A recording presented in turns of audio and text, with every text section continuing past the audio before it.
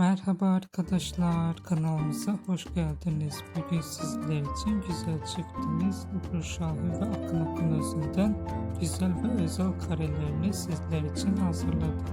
Ebru Şahin ve Akın Akınözü Hercai dizisinde Reyhan ve Miran karakterlerine hayat vermişler. Herkes onları birbirine çok yakıştırıyor ve biz de sizler için onların en güzel ve en yeni fotoğrafını hazırladık. Bu videoların devamı gelmesini istiyorsanız kanalımıza abone olup yorum yazmayı unutmayın. Teşekkürler.